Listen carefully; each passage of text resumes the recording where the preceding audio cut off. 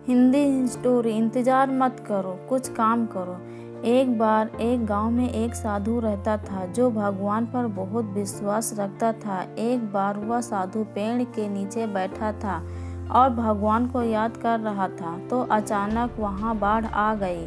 चारों तरफ पानी ही पानी। सब लोग अपने आप को बचाने के लिए ऊपर पहाड़ की तरफ भागने लगे।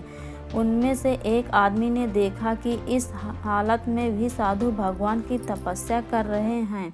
उसने सोचा कि ये अपने आप को बचाने के लिए कहीं जा क्यों नहीं रहे हैं। तो उसने साधु से कहा, अरे आप कहीं जा क्यों नहीं रहे हो?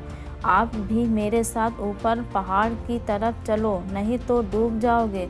साधु बोले, अरे हमें क्या होगा, मैं भगवान की इतनी तपस्या करता हूँ, मुझे कुछ नहीं हो सकता, मुझे भगवान अपने आप बचाएगा। धीरे धीरे पानी साधु के कमर तक आ गया।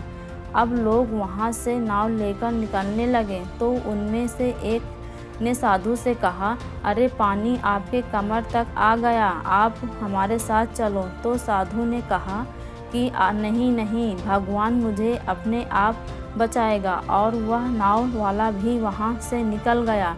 कुछ देर बाद पानी इतना बढ़ गया कि साधु के सर तक पहुँच गया और अब लोगों को बचाने के लिए हेलीकॉप्टर निकलने लगे। एक हेलीकॉप्टर साधु के पास आया, जो कि आखिरी हेलीकॉप्टर था। साधु के पास नीचे रस्सी फेंकी और बोला, इसे पकड़ो और ऊपर आ जाओ, नहीं तो आप डूब जाओगे।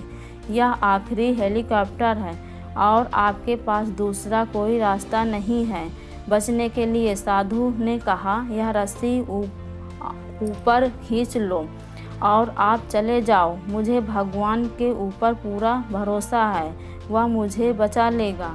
पानी काफ़ी ऊपर आ गया, पेड़ डूब गया और साधु की भी डूबने से मौत हो गई।